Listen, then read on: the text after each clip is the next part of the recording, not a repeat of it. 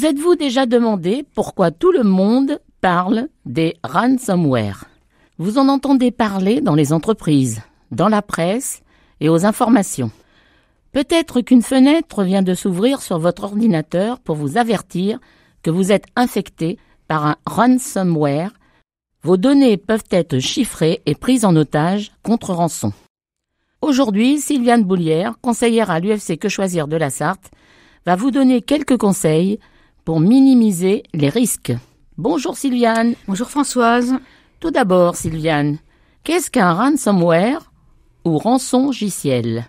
Alors, un rançongiciel ou ransomware, en anglais, est un code malveillant qui bloque l'accès à votre appareil ou à des fichiers en les chiffrant et qui réclame le paiement d'une rançon pour obtenir le déchiffrement de vos données. L'appareil peut être infecté de différentes façons.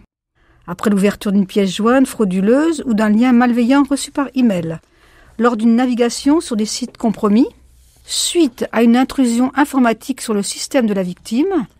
Dans la plupart des cas, les cybercriminels exploitent des vulnérabilités connues dans les logiciels, mais dont les correctifs n'ont pas été mis à jour par les victimes. Comment se protéger d'un ransomware? Conseil numéro 1.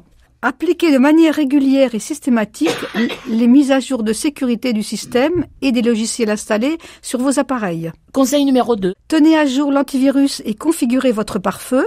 Conseil numéro 3. N'ouvrez pas les courriels, leurs pièces jointes et ne cliquez pas sur les liens provenant de chaînes de messages d'expéditeurs inconnus ou d'un expéditeur connu, mais dont la structure du message est inhabituelle ou vide. Conseil numéro 4. N'installez pas d'applications ou de programmes piratés ou dont l'origine ou la réputation sont douteuses. Conseil numéro 5. Évitez les sites non sûrs ou illicites, tels ceux hébergeant des contrefaçons, par exemple des films, logiciels, musique, ou certains sites pornographiques qui peuvent injecter du code en cours de navigation et infecter vos appareils. Conseil numéro 6. Faites des sauvegardes régulières de vos données et de votre système pour pouvoir le réinstaller dans son état d'origine. Conseil numéro 7. N'utilisez pas un compte avec des droits administrateurs pour consulter vos messages ou naviguer sur Internet. Conseil numéro 8. Utilisez des mots de passe suffisamment complexes et changez-les régulièrement. Quelles sont les mesures à prendre en cas d'attaque de ransomware? Tout d'abord, débranchez l'appareil d'Internet et de tout autre réseau. Cela peut empêcher le ransomware de se propager à d'autres appareils ou systèmes. Préservez les preuves, c'est-à-dire prenez une photo ou une capture d'écran de la demande de rançon. Cela peut être crucial pour les enquêtes et pour comprendre le type de ransomware auquel vous avez affaire. Ne payez pas la rançon. C'est tentant, mais ne le faites pas. Payer la rançon ne garantit pas que vous récupérerez vos fichiers. De plus, cela finance et encourage ces cybercriminels à poursuivre leurs activités mafieuses. Qui contacter après l'attaque? Contactez un expert en cybersécurité et en récupération de données si vous n'avez pas assez de connaissances en informatique.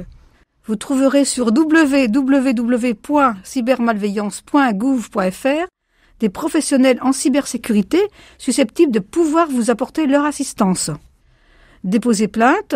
Une plateforme de signalement et de dépôt de plainte, TASE, est disponible. Alors TASE, c'est THES2E.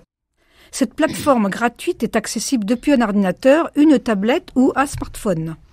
À préciser, dans le cadre d'un signalement, vous n'êtes pas obligé de donner votre identité. Merci Sylviane pour toutes ces précisions. Au revoir et rendez-vous pour une prochaine chronique. Au revoir Françoise et soyez vigilants. N'hésitez pas à venir à notre association au Mans, 21 rue Beignet, téléphone 02 43 85 88 91 pour des informations complémentaires.